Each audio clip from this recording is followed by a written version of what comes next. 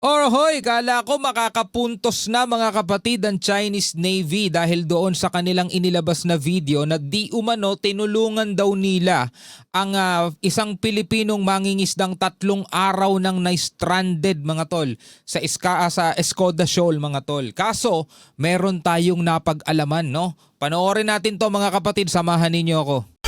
I'm just a young nigga chillin' on it. First time I seen ice was a Alright mga kapatid, welcome ulit sa ating bagong video reaction, review, commentary, opinion, criticism at kung ano-ano pa. So maganda tong pag-uusapan natin mga tol, no? Pero bago natin to simulan, syempre wag niyong kalimutan mag-subscribe. Click nyo na rin ang notification bell para ma-notify kayo whenever na may mga bago tayong reaction video tulad nito.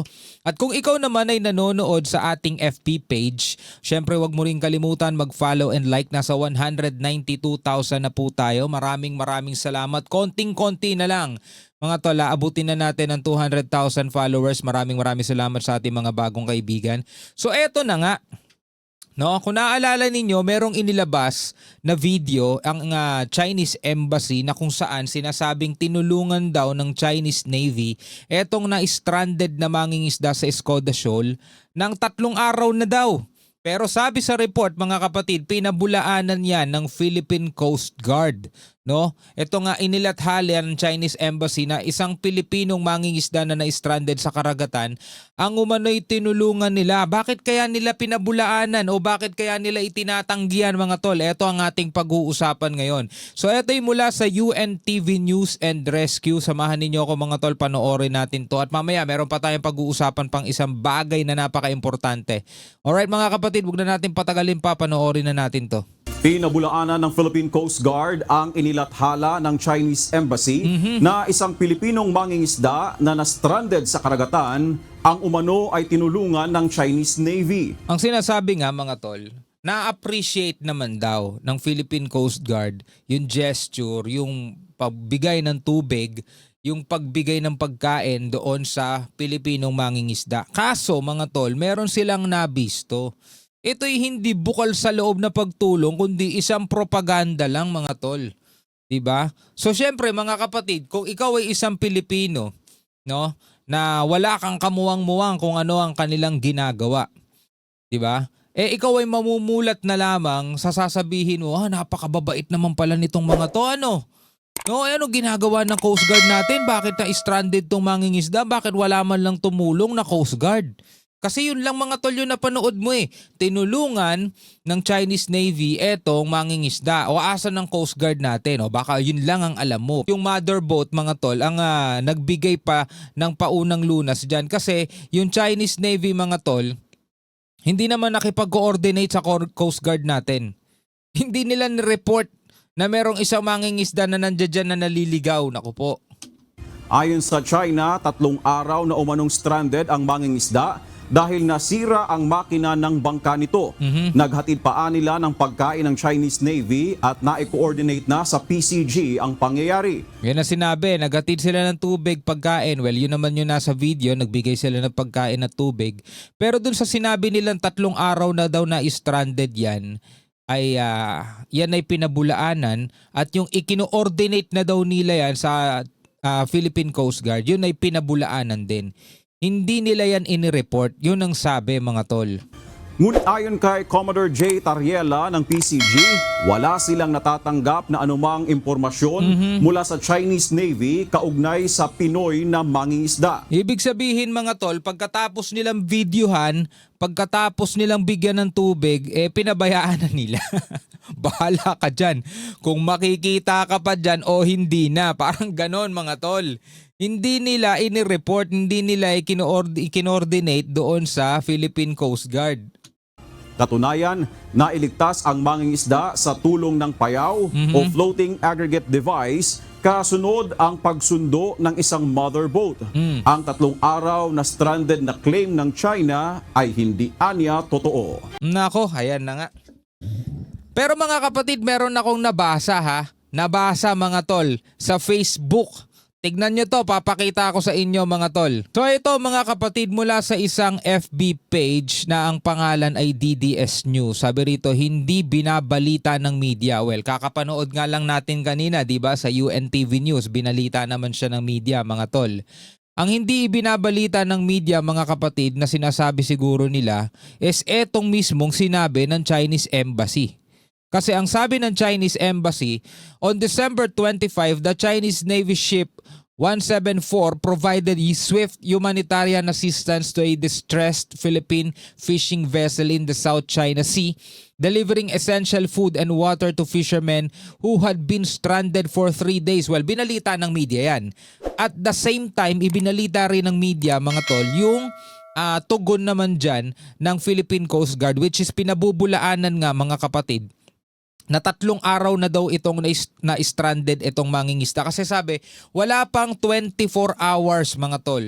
No, wala pa siyang 24 hours at saka hindi daw ito ikino-ordinate o hindi nakatanggap ng koordinasyon ang Philippine Coast Guard, no? Taliwas dito sa report ng Chinese Embassy na sinabi daw nila o kino-ordinate daw nila ito sa Philippine Coast Guard. Sa madaling salita mga tol, pagkatapos nilang mamigay ng tubig at pagkatapos nilang mamigay ng pagkain, umalis na sila, bahala ka na dyan sa buhay mo. Basta na-videohan na nila. Na-videohan na nila. Pero sakit nun mga tol, meron kasing mga nagko-comment dito. Ayan o. Baka mapahiya si PBBM pag binalita sa media. Kinalaman naman ni Marcos dyan. I hope this is a start of better relationship with China. I hope so. Sana nga. Kaso mga kapatid na may halo pa kasing propaganda no? Kapitbahay at kapwa Asian country. Thank you ng marami po. So erase sa pag-water cannons. Well, halo-halo mga kapatid dito ng mga nagko-comment. May mga sinasabi, may mga bumabatikos kay Commodore J. Tariela. Ganyan din ginawa ng PCG kapag lumalapit sa Chinese Coast Guard. Haging sadyain may video. Haging sadyain may video. Sana ganyan palagi magtulungan, ganito sana. Yan, may mga tawag dito sumasaludo. Siguro hindi pa nila naririnig yung balita dun sa PCG, no. Paano di tutulungan? Nasa loob sila ng EEZ natin. Kaso problema nga, hindi naman nila kinikilalang EEZ natin to. Gusto nila palabasin, nasa EEZ nila tayo. So eto mga tol, halo-halo ang mga nag-comment dyan. Pero ang pinakaano dyan, hindi daw binabalita ng media. No? Eto masakit kasi mga kapatid Kapag eto lang ang napanood mo, good job, di ba? Pero kapag hindi mo naman napanood yung other side of story, talagang makikita mo ang naman tong mga Coast Guard natin, di ba? Chinese Navy pa yung tumulong dito sa mangingisda, samantala mga Coast Guard natin, di mo alam kung nasan. Diba? So eto na nga mga tol. Eto'y sinundo daw ng mother boat. Pero yung sa panig ng PCG, wala daw silang na-receive na coordination mula rito sa Chinese Navy. Sa madali salita, pagkatapos nilang bigyan ng pagkain at tubig, umalis na sila, bahala ka na dyan. Diba? Alright mga kapatid, lipat tayo ng balita. Mula pa rin dito sa UNTV News, kasunduan para sa FA-50 fighter jets ng Philippine Air Force pinirmahan ng South Korea at Department of National Defense mga tol. Sabi rito, pumirma ng kasunduan ng Korea Aerospace Industries KAI at ang Department of National Defense para sa pagpapalakas ng kakayahan ng FA-50 fighter jets ng Pilipinas. Another good news mga kapatid para sa ating hukbo. Dahil sa bagay na ito mga kapatid, mas madadagdagan yung capabilities ng ating Air Force. So ito mga tol, sama-sama nating panoorin, samahan ninyo ako. Pumirma ng kasunduan ng Korea Aerospace Industries o KAI at ang Department of National Defense para sa pagpapalakas ng kakayahan ng FA-50 fighter jets ng Pilipinas. Kinumpirma ng Korea Aerospace Industries na magpapatupad ito ng Performance Upgrade Program. Wow! Na aabot sa 93 billion won. Wow! O halos $64 million para sa 11 FA-50 PH Light Attack Aircraft ng Philippine Air Force. Wow! Palalakasin nila mga kapatid ng Philippine Air Force. Hanggang taong 2029. Kasama sa mga i-upgrade ang mas pinakagandang precision-guided munitions, mas mahabang operational range at mas pinatibay na endurance para sa mas mahabang misyon.